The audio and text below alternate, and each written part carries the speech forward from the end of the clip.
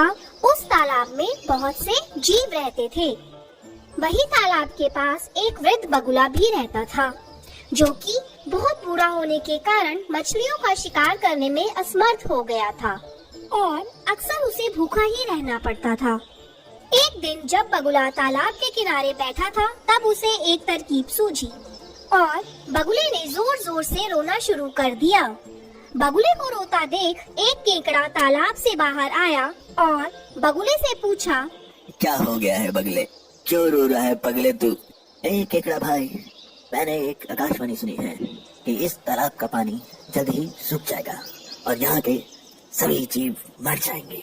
बस इसीलिए मेरी आंखों में आंसू है और अम्मी जान कहती थी कि हो सके तो किसी का भला कर दो। अच्छा है।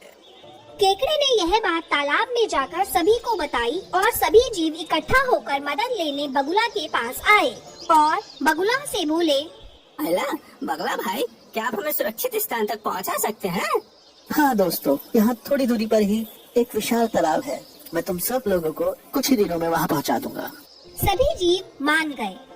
बगुला एक एक करके मछलियों को ले जाता और उन्हें एक चट्टान पर ले जा करके खा जाता। अब बगुला बहुत खुश था, क्योंकि उसे बिना किसी मेहनत के उसका भोजन मिल रहा था। यह सब कुछ दिन चलता रहा।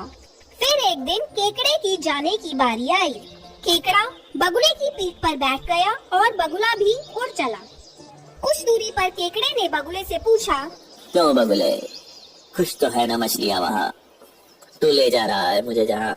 बगुला सोचने लगा कि अब इसे सब सच बता ही देता हूँ, क्योंकि इसे भी अब मैं खाने ही वाला हूँ।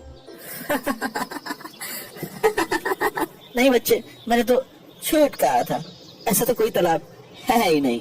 और हाँ, जो मछलियाँ मैं ले गया था वो सारी मछलियाँ मेरे पेट में खुश हैं और अब तू भी वहीं जाने वाला है।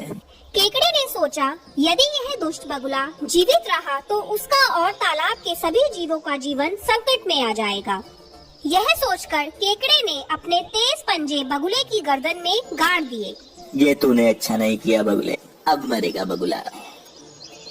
बगुला धरती पर जा गिरा और मर गया।